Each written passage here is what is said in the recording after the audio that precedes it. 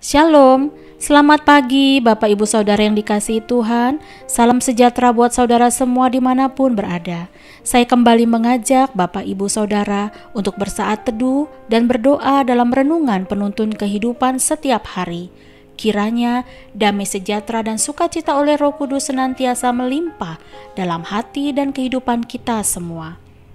Sebelum memulai segala sesuatu, mari siapkan hati dan pikiran kita untuk menerima firman Tuhan yang akan menjadi penuntun dalam kehidupan kita sepanjang hari ini. Tema penuntun hari ini adalah kering rohani. Firman Tuhan diambil dari Yeremia 17 ayat 7-8. Demikianlah firman Tuhan. Diberkatilah orang yang mengandalkan Tuhan, yang menaruh harapannya pada Tuhan. Ia akan seperti pohon yang ditanam di tepi air, yang merambatkan akar-akarnya ke tepi batang air, dan yang tidak mengalami datangnya panas terik, yang daunnya tetap hijau, yang tidak khawatir dalam tahun kering, dan yang tidak berhenti menghasilkan buah. Saudaraku yang dikasihi Tuhan Yesus, tahukah bahwa manusia secara alami bergantung kepada kebutuhan air sangat besar? Karena tubuh manusia terdiri dari 55% sampai 80% air. Selain dari air minum, manusia mendapatkan cairan dari makanan.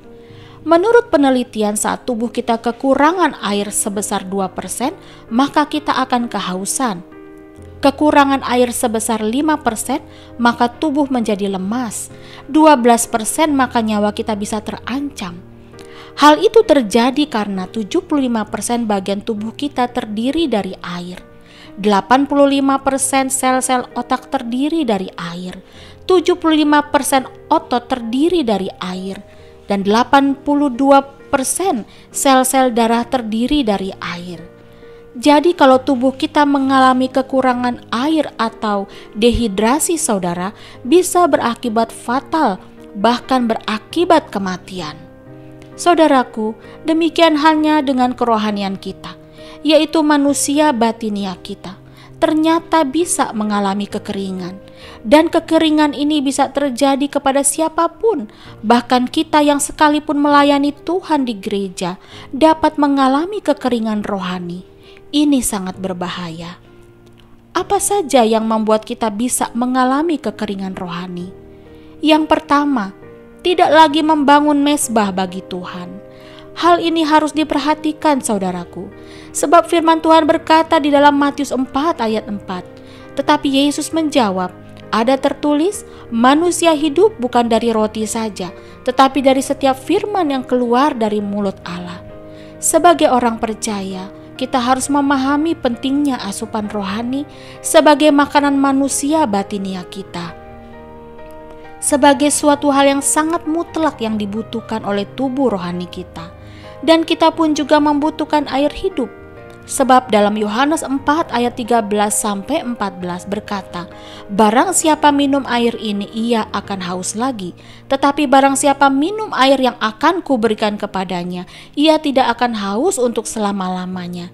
Sebaliknya air yang akan kuberikan kepadanya akan menjadi mata air di dalam dirinya yang terus-menerus memancar sampai kepada hidup yang kekal.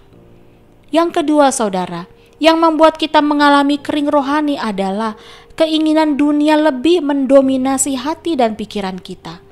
Sebab keinginan-keinginan berupa hawa nafsu dan lain sebagainya tersebut akan begitu dalam tertanam.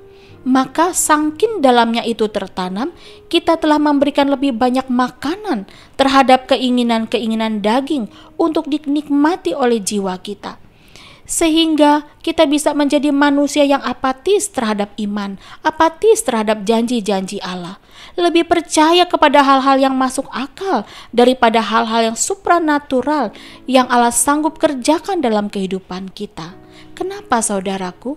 Karena manusia roh kita sudah mengalami kematian. Yang ketiga, hati yang tidak mengampuni. Hati yang tidak mengampuni akan menghalangi pertumbuhan rohani kita.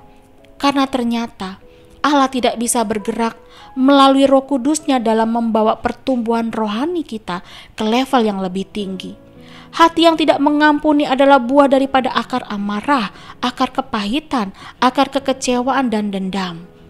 Yakobus 1 ayat 20 berkata, sebab amarah manusia tidak mengerjakan kebenaran di hadapan Allah. Saudaraku, semua gejala ini dapat saja tidak terlihat secara lahiriah. Banyak orang mengaku bahwa mereka bukan orang pemarah atau pembenci, tetapi ini bisa menetap di dalam seseorang. Jadi, jikalau kita masih menyimpan hal-hal tersebut, jangan disayang-sayang saudaraku, jangan ditimbang-timbang.